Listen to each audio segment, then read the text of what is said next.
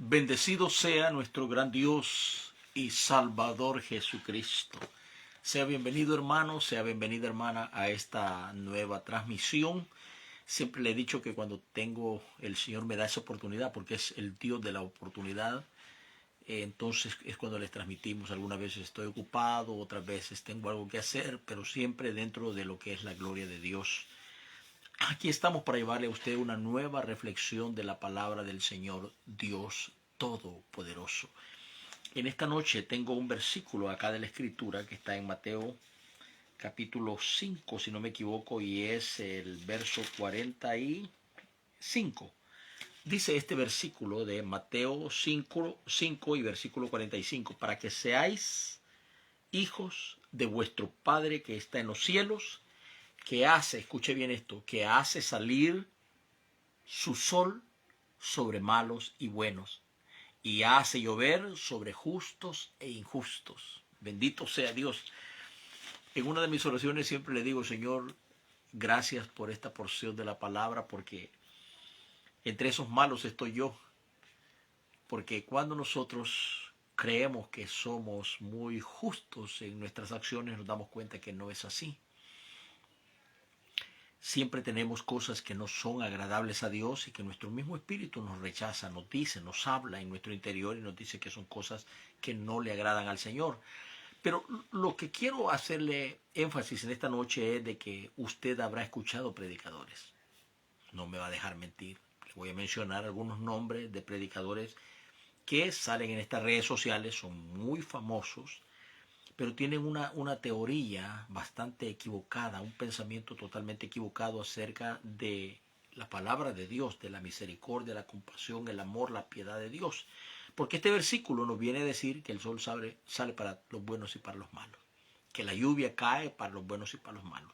Y le puedo mostrar muchos, pero una gran cantidad de versículos donde hablan de ese amor de Dios por el pecador, de ese amor de Dios por sus criaturas, por su creación. Ese amor yo no se lo puedo explicar a usted, porque el día que haya un hombre que quiera explicar el amor de Dios, estoy seguro que no lo va a poder explicar. Solamente podemos ver el Calvario, solamente podemos ver la cruz, el sacrificio, y allí podemos entender un poco la profundidad de ese amor, que siendo nosotros lo que éramos y seguimos siendo como humanos, Él envió a su Hijo en pago, en propiciación por nuestros pecados, para salvarnos de la condenación, para liberarnos, darnos una vida importantísima en esta tierra. Así es que mire, estos predicadores, y les voy a decir cuál es la narrativa de ellos. Dicen ellos, y sobre todo escúchelo bien, póngale bastante atención usted a esto, lo dice por ejemplo esta señora llamada Yesenia Ten, y muchos predicadores, le podía mencionar nombres, pero solamente voy a tomar a esta señora. Ella dice, y muchos predicadores, como repito, que hay que apartarse, hay que separarse de gente tóxica, de gente que nos hace daño en vez de hacernos bien, de gente que nos lastima el corazón, que nos hace llorar, que habla y murmura de nosotros. Ellos dicen enfáticamente en sus predicaciones que tenemos que separarnos de esa gente, olvidarnos de esa gente. Es más, ni orar, porque en otras palabras ellos consideran que esa gente ya está condenada. A mí me parece algo terrible eso. De verdad me parece algo terrible. Porque cuando yo miro la palabra de Dios y miro, por ejemplo, de esas 7 palabras que emanan del corazón de Cristo a través de sus labios, cuando Él está crucificado ahí, una de esas palabras me impacta el corazón, me bendice hasta lo más profundo de mi ser. Y esa expresión que sale del corazón de Jesucristo cuando dice, Padre, perdónalos porque no saben lo que hacen. Ahora, ellos en esencia, tanto los líderes judíos que estaban ahí, los gentiles, los romanos y todos aquellos que expulsaban odio con sus palabras, sentían en su corazón una satisfacción grande en ver a su enemigo como ellos le llamaban, enemigo religioso, que ellos consideraban que les iba a quitar el poder y la tortilla y el bienestar y las comodidades y la alta vida. Entonces, toda esa gente, muchos de ellos, me atrevo a decirlo, eran ignorantes de las verdades de Dios. Estaban vacíos de su alma, de su ser interior. Pero, ¿por qué Jesús dice, Padre, perdónalos porque no saben lo que hacen? En primer lugar, porque si ellos hubieran estado conscientes y con conciencia lo hubieran crucificado a Cristo, o sea, sabiendo al 100% o al 1000% que era el Hijo de Dios, de todas maneras, ellos eran culpables. Ignorantes o conscientes, eran culpables. Pero aquí usted puede ver el corazón de ese Dios completamente desnudo. Allí está en esas palabras el amor infinito e indescriptible de Dios. Perdónalos porque no saben lo que hacen. En esencia, ellos no entendían. No entendían lo que estaba sucediendo ahí en ese momento. Porque su odio, su envidia, su maldad era tan profunda que no les permitía a ellos tener una visualización de la realidad de ese momento, quién era el que estaba allí en esa cruz. ¿Comprende? Ahora, entendiendo las palabras de Jesús, Él está perdonando ante el Padre, pidiendo un perdón y al mismo tiempo tomando sobre su vida la ignorancia de aquellos seres humanos. ¿Comprende eso? Mire qué maravilloso y qué extraordinario es esto. ¿Okay? Ahora, le voy a mostrar cómo Jesús se acercó a hombres que nosotros en el día de hoy, como reverendos y doctores y letreados en la Biblia, no nos acercaríamos. De verdad se lo digo. Durante mis 40 y pico de años de estar en el Evangelio, yo jamás vi un pastor, tal vez algunos cuantos, buscando a los perdidos, caminando por los ríos, por los valles, los cantones, los pueblos, los suburbios más profundos, buscando almas. Y usted podrá decir, tal vez, pastor, ¿usted lo hizo? Sí, lo hice, porque yo no me formé aquí en los Estados Unidos, yo me formé, o Dios me envió a predicar, y nada menos este día estaba recordando que tanto era el deseo de predicar de mi corazón, de compartir la palabra de Dios, de salvar almas, que un gran evangelista en mi país, famosísimo, pero famosísimo, se puede decir que era el famoso número 1 en mi país. Este muchacho, naturalmente lo invitan a una campaña, ¿sí? Que hiciera una campaña en un pueblo, escuche bien, en un pueblo donde cada semana la guerrilla entraba y mataba a todo el ejército que hubiera allí. Que habían 100, 200, los mataban, los eliminaban. Entonces, el hombre visualizó, en primer lugar, que no iba a haber gente. Segundo, que no iba a haber dinero. Y tercero, que pues no quería él perder su vida. Era un hombre joven, simpático, sí, con un futuro prometedor.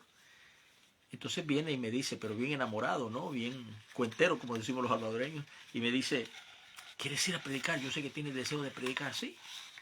Me dice, mira, te voy a dar una campaña. Y le digo yo, gloria a Dios. Yo vi los cielos abiertos, créamelo de corazón. Vi los cielos abiertos. Y me dice, está en un pueblo. Y se lo voy a mencionar para que ustedes, los que son salvadoreños, pues se ubiquen. Ese pueblo se llama Santa Catarina.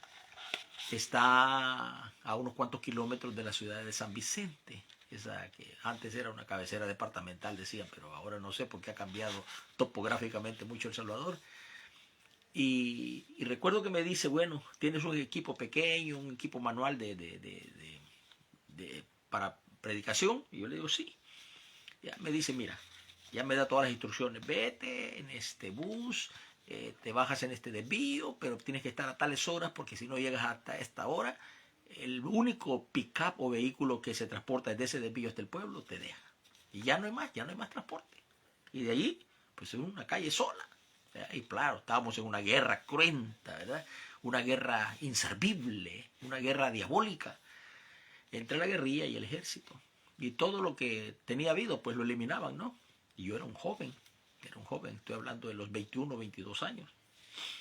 Entonces, recuerdo que yo llevaba mi corazón tan alegre que a mí no me importaba el peligro ni nada. Claro, llevaba miedo, pero era más la alegría que el miedo. Y recuerdo que pasé una experiencia terrible en ese lugar. En primer lugar, me dejó el pick-up. ¿Sí?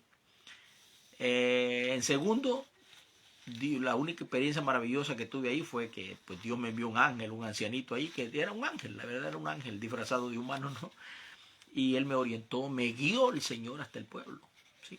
Él no iba para el pueblo, pero me llevó hasta el pueblo, caminandito, caminandito. ¿Sí? Y llegué al pueblo. Y prediqué durante 3 noches al aire libre. ¿Y sabe quiénes eran la audiencia? Un hombre y su hijo. Como de 5 añitos, 6, 7 añitos el niño. 3 días predicándole a la misma persona y a su hijo. Pero Dios fue bueno, nos mandó de allí a las montañas y fuimos a las montañas y allí la gente estaba en sus casitas ahí temerosa, huyendo pues del pueblo, porque en el pueblo era donde el foco de la guerra se concentraba. Y bendito sea Dios porque 20 almas aceptaron a Cristo. Algunos se reconciliaron, otros aceptaron. Y ya por la tarde pues se hacía el culto temprano, ¿verdad? A la 1 de la tarde, ya a las 2 de la tarde, 3 ya, ¿verdad? Se cerraba aquello por peligro eminente, ¿no? Siempre había ejército allí, pero la guerrilla llegaba de 2, 3, 4 días, una semana, y prácticamente eliminaba todo lo que tuviera vida en ese lugar. Y recuerdo que, fíjese, yo no fui a un hotel. En primer lugar porque no había un hotel. Segundo porque no había iglesia. Solamente ese hombre era cristiano y él había pedido a este evangelista o a las asambleas de Dios, había pedido un predicador. Y claro, como el predicador Cursi, ¿verdad? El ejecutivo, no quiso ir porque sabía que no había dinero, no había todo eso. Se lo digo porque yo lo conocía, era un hombre interesado en la pura plata. Y entonces me mandó a mí. Y como yo tenía ganas de servirle a Dios, deseo, y tenía toda la fuerza, la juventud, bueno, me fui. Lo lindo, resumiéndole todo, lo lindo fue que prediqué 15 días. El ejército que andaba por allí se escondía entre los arbustos, entre las casas. Bueno, llegaron a felicitarme. El alcalde llegó desde la ciudad de San Vicente a felicitarme, a ofrecerme un local, que todos estaban solos. Todo el pueblo estaba solo. Solo, toda la gente se había ido. Solo ese hermano había quedado con su hijito. Y recuerdo que nos dieron un local. El alcalde me dio un local, él cargaba todas las llaves. Y ahí pusimos esas 20 personas que fuimos a buscar la montaña. Lo que quiero decirle con esto es de que, contestándole la pregunta que tal vez usted tenía, el interrogante que tenía en su corazón, si yo hice todo eso, yo le digo para la gloria de Dios, sí. Entonces nació una nueva iglesia en ese lugar. Y bueno, una experiencia maravillosa, linda. Después de 15 días Dios me permitió salir sano y salvo de aquel lugar. Pero el punto importantísimo en lo que quiero mostrarle es de que Zaqueo, por ejemplo, era un hombre tóxico. Tóxico, completamente tóxico. No solamente era ladrón. No solamente era un hombre que se gozaba comiéndose el sudor y el salario de aquellas pobres gentes a quienes le sacaba los impuestos. Él vivía bien. Él vivía muy bien. ¿Sí? Y realmente la gente lo aborrecía. ¿Sí? La gente le aborrecía. Si usted quizás en ese momento le hubiera preguntado a alguna gente, oiga, ¿y usted qué dice de don Zaqueo? Le hubiera sacado miles de oprobios. No, ese ladrón, es un sinvergüenza y todo, ¿comprende? O sea, era un ser humano despreciado por un pueblo. Todos aquellos que lo conocían no querían saber nada de Zaqueo. ¿Qué le parece? Pero sin embargo, un día, sin él buscar a Cristo, sin él buscar a Jesús, se subió a aquel árbol. ¿Y qué sucedió? El Señor lo llamó. Y lo transformó y lo cambió. Porque después de haber tenido ese toque divino en su vida, dice, bueno, todo lo que he tenido, lo que he robado, se lo voy a devolver quizás duplicado a la gente. Y estoy seguro que lo hizo. Lo hizo.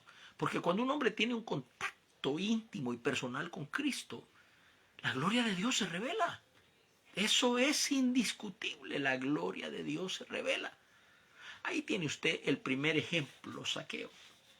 Se recuerda de la mujer que la hallaron en el mismo acto de la prostitución, ¿sí?, del adulterio. Y claro, los judíos no perdían ni un solo segundo en tratar de encontrarle el pero a Jesús, y la llevan frente a Jesús. Señor, esta mujer ha sido encontrada en el mismo acto de adulterio. ¿Qué dices tú? ¿Qué le parece? En otras palabras, según ellos, arrinconaron a Jesús, como dicen, en la esquina, ¿no? Y ellos tenían un plan para cada uno. Bueno, si dice que la perdona, este es un blasfemo, ¿verdad? Pero si dice de que la ley de Moisés sabía que matar, entonces es un hombre cruel, ¿sí? Pues de cualquier forma. Pero ¿qué sucedió? Jesús la perdonó. Jesús dijo: el que de ustedes esté libre de pecado, tire la primera piedra. Todos sintieron una carga en sus almas, en sus corazones, porque eran pecadores, eran hipócritas. Y cada quien se fue yendo porque sintió ese espíritu de culpa, y se fueron yendo y se fueron yendo. ¿Quién te condena, mujer? Nadie. Vete y no peques más. Yo quiero enseñarle a usted que nosotros, los cristianos evangélicos, tenemos el privilegio más grande, el más grande. Nosotros fuimos llamados por Dios para transformar este mundo, para cambiarlo, para darle el toque maravilloso de Dios. Pero nosotros no lo estamos haciendo. Mire, escuché y de verdad me quedé sorprendido. Me quedé así, mire, como que era un niño del primer día en su clase bíblica, asustado. Allá en El Salvador tengo un buen amigo que se llama Oliver, y él pues se encarga de poner estos videos de este personaje, ¿no? Honestamente no sé por qué lo hace, porque eso no vale la pena. Eso no edifica a nadie, por el contrario lo hace vomitar a uno. Y este hombre llamado Toby, el papá Toby de la Iglesia Bautista, ¿sí?, que también me hago otra pregunta: ¿por qué es que cualquier problema de El Salvador van y se lo preguntaban a este hombre, como si él tenía la solución? Cualquier problema o pregunta se la hacen a su hijo, ¿sí?, como si ellos tuvieran la solución. ¿Acaso no hay otros pastores, no hay otros hombres de Dios en El Salvador, a quienes les pueden ir a preguntar y están más preparados, más llenos del Espíritu de Dios que cualquiera de estos? ¿Sí? Entonces, el hombre está predicando y el hombre está diciendo, dice: muchos de ustedes tienen un concepto bien equivocado acerca de la humildad. Dice: ahí andan con la cabeza agachado, los insultan, los maltratan, los golpean, y ustedes ahí andan con la cabeza agachada, dice. No, dice, ¿para qué nos dio los puños Dios? Dice. ¿Ah? Ahí tiene el caso de David y Goliat, dice. ¿Qué hicieron? David se encomendó a Dios, dice, y le partió. Y dice la gran expresión.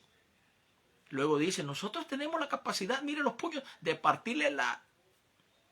Y ya dijo la expresión vulgar.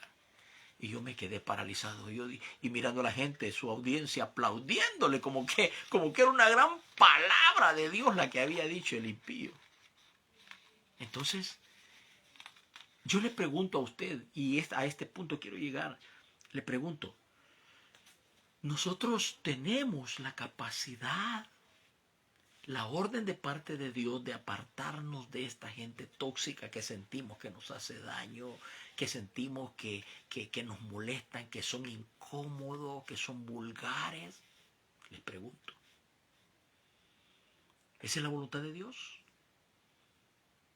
Oír a estos predicadores que dicen: si alguien te hizo daño, sepárate, nunca ores por esa persona. Mire, ¿hasta dónde nosotros estamos de equivocados? Qué increíble situación, ¿no es cierto? Qué increíble situación. ¿Hasta dónde hemos llegado? ¿Sabe que eso que estos predicadores hablan es, como dicen por allí, empoderar el orgullo? Es elevar el orgullo, es hacer que el cristiano se sienta orgulloso y súper digno de que Nadie tiene que mirarlo mal, nadie tiene que decir nada en su contra, nadie tiene que criticarlo. Todo tiene que ser alabanza, aprobación. Esa gente sí merece nuestra amistad, así lo dicen los predicadores. Y yo me pregunto, ¿esta es la voluntad de Dios? ¿Esto es lo que Dios quiere para nosotros los cristianos, que nosotros actuemos de esa forma? No. Mire, le voy a mostrar. La Escritura dice claramente que Jesús vino a buscar y a salvar lo que se había perdido. Naturalmente, Israel era el punto principal por el cual Dios envió a Jesucristo, pero recuérdese que Él dijo, y tengo otras ovejas, ¿sí? Y Pablo fue comisionado, preparado para ir a los gentiles. O sea, en otras palabras, Dios envió a su Hijo por los judíos y por nosotros los gentiles. No hizo acepción de personas. Amó tanto a su pueblo Israel y nos amó a tanto a nosotros los gentiles. Para que nosotros podamos reconocer que en la tierra no hay exclusividades delante de Dios. No lo hay. Es cierto que hay hombres que aman a Dios con su corazón y Dios los hace como luminarias para que estos hombres puedan mostrar el testimonio glorioso de Cristo, que Cristo obra en sus vidas y les ha dado una nueva imagen.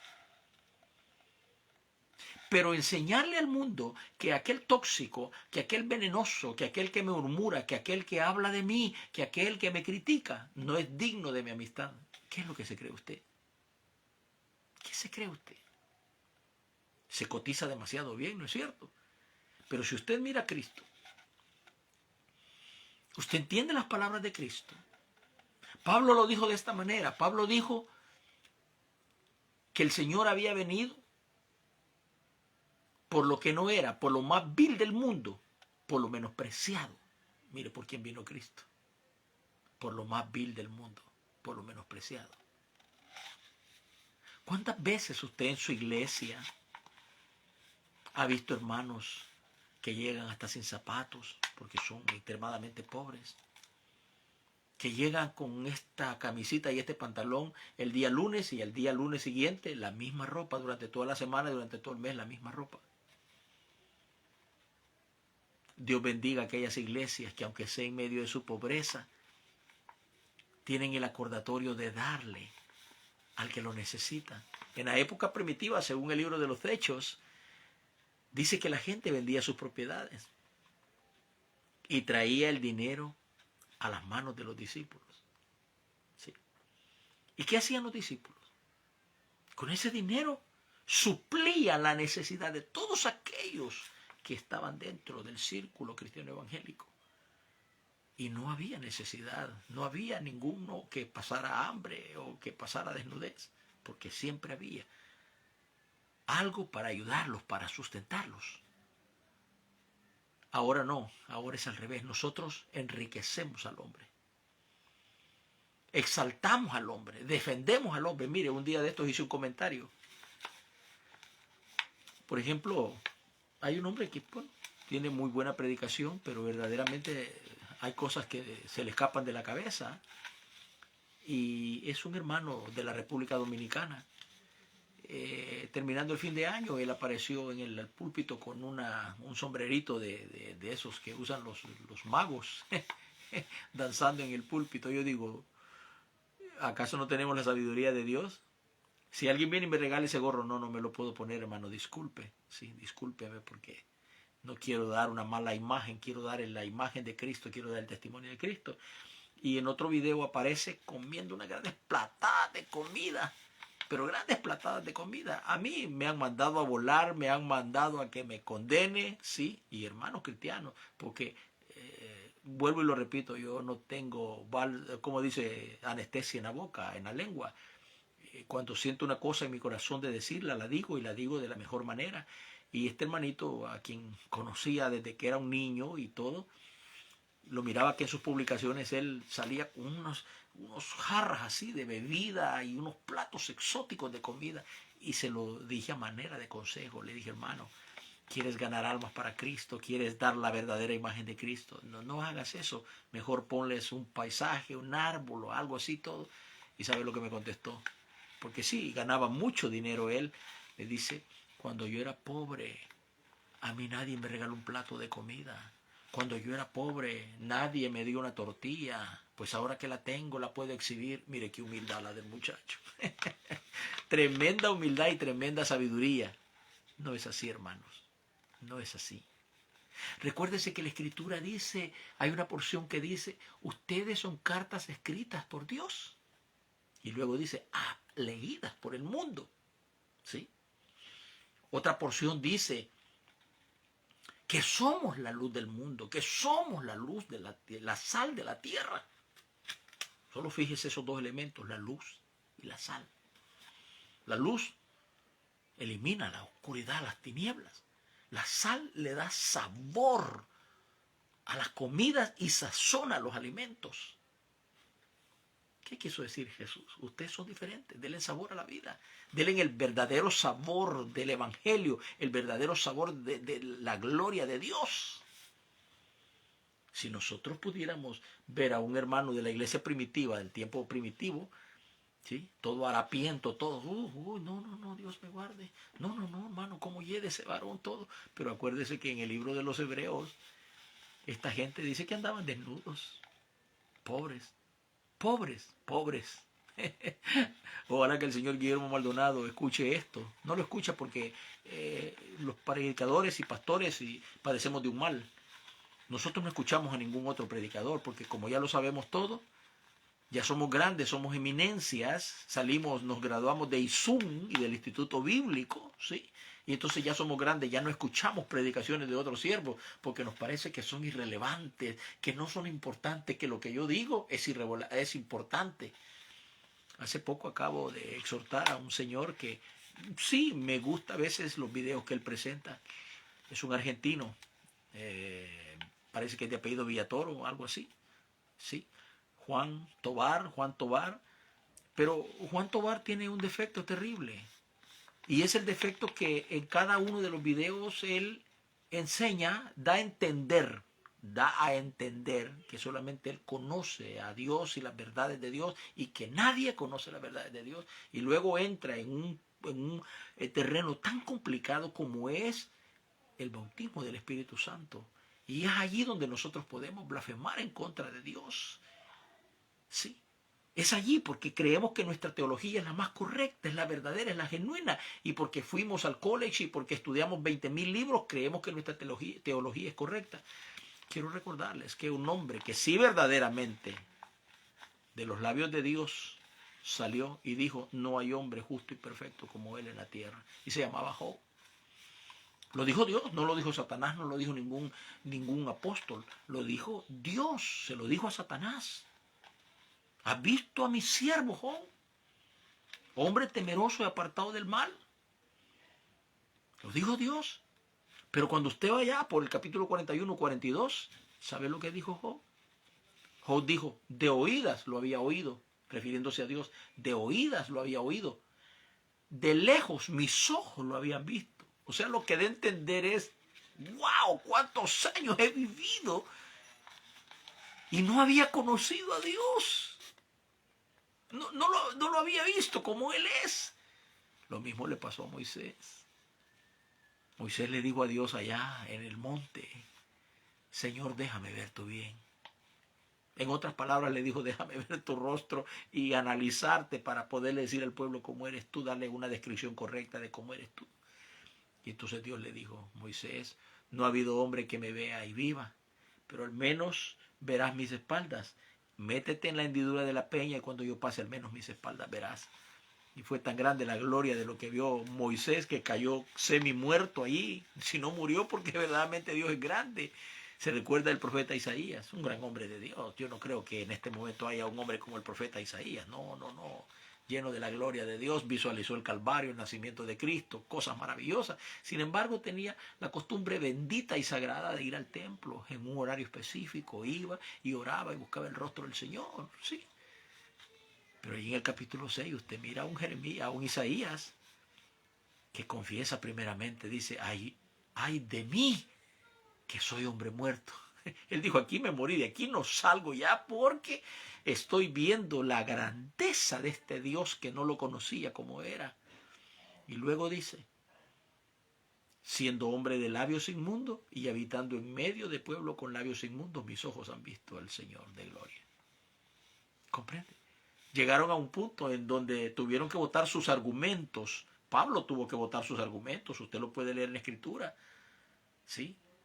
Pablo dice, si yo viniera a las visiones y todo, y da a entender que si él se quisiera jactar, estaría en lo correcto. Claro que sí, por su vida pasada, su vida presente, las experiencias con Cristo, las maravillas que había vivido en Cristo.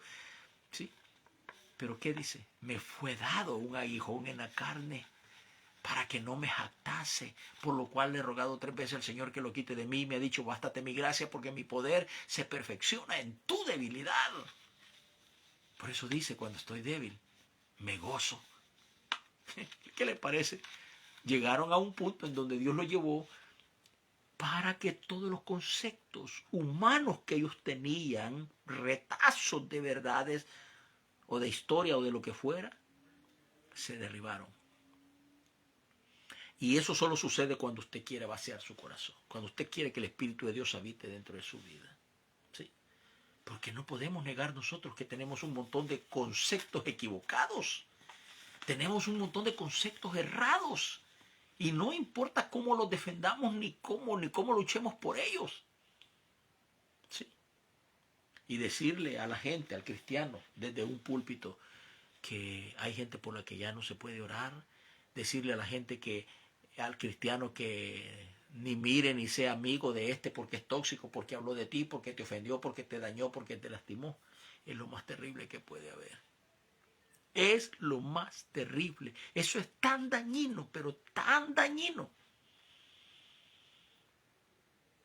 Quizás usted dice, no, pero yo me fui de esa iglesia porque me dañó el corazón el pastor. Yo le voy a contar antes de finalizar. Yo como pastor, un día recibí como a 8 o 9 hermanos. Venían de una iglesia que se había dividido. Y por cierto, la iglesia era de un pastor amigo mío donde yo había predicado. Pero teníamos algún tiempo de no comunicarnos.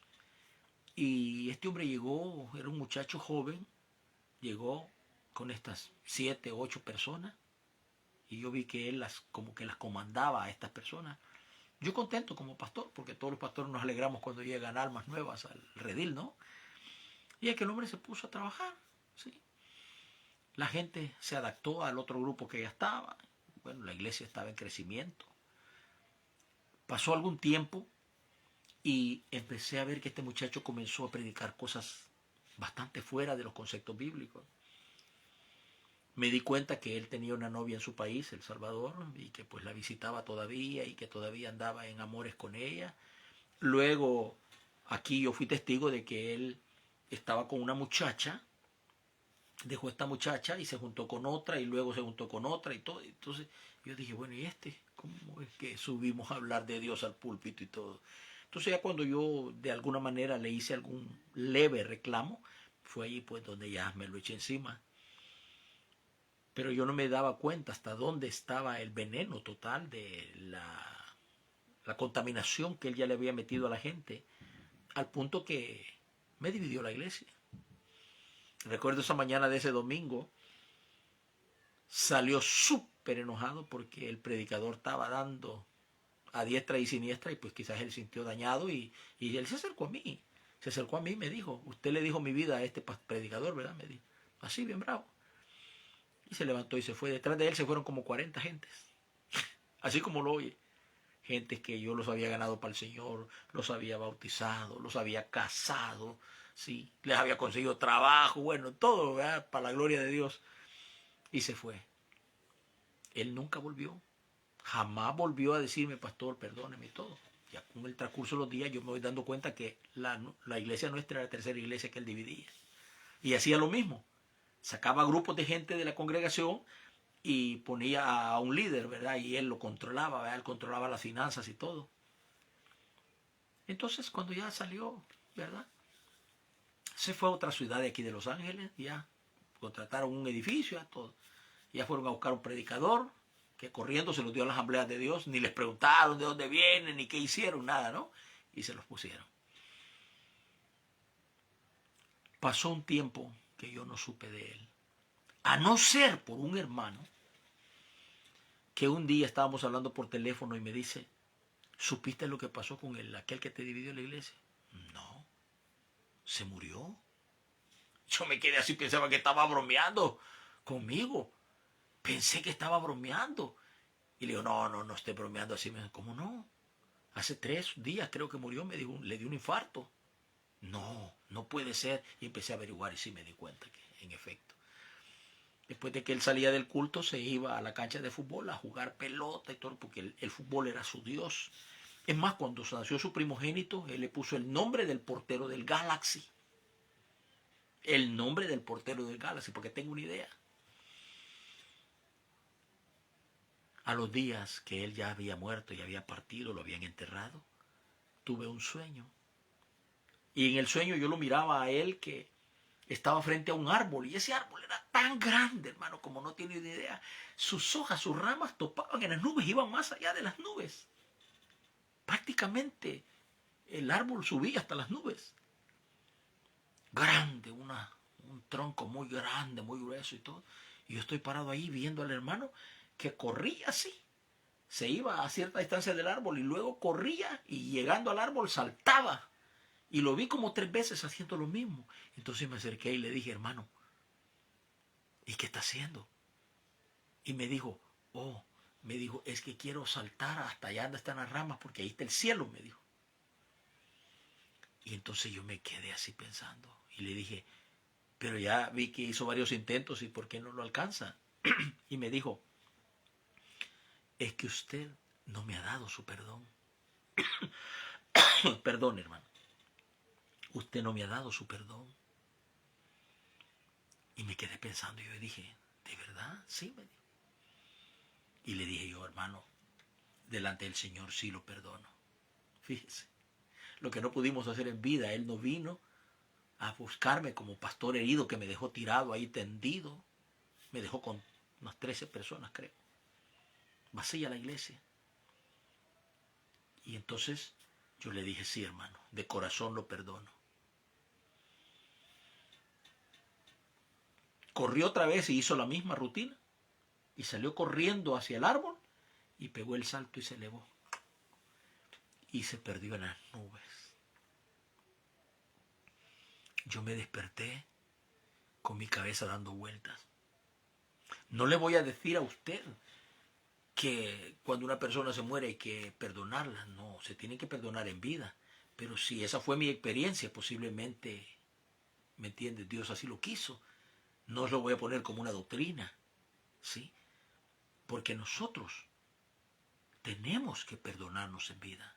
Tenemos que sacar la raíz de amargura de nuestro corazón en vida, mientras respiramos, mientras el corazón palpita, para que podamos en ese día que cerramos los ojos en este mundo, ser agradables a los ojos de Dios. Que Dios le bendiga, que Dios le guarde, es el deseo de mi corazón. Gracias a Pati Orozco del Ecuador. Me encanta cuando Pati está aquí, me siento muy emocionado porque Pati es una persona muy especial para mí. Está Claudia también, Claudia Rugamas allá en la República de El Salvador. Por aquí también vi a mi hermano Carlos Rodríguez, que es un pastor de la República de El Salvador. Gracias, hermano, por su saludo siempre, que Dios me lo bendiga. Ahí miramos sus fotos cuando las llegan a mi página. Y tal vez tenemos algunos otros hermanos, tenemos a Dani también por ahí, gloria a Dios. Sí, bueno, a todos ustedes y a los hermanos que después van a ver este video, que Dios me los bendiga. Si esta oración bendice su corazón, bendice su alma y su espíritu, la vamos a hacer. Que Jehová te bendiga, que Jehová te guarde y Él haga resplandecer su rostro sobre ti y ponga en ti su paz. Amén.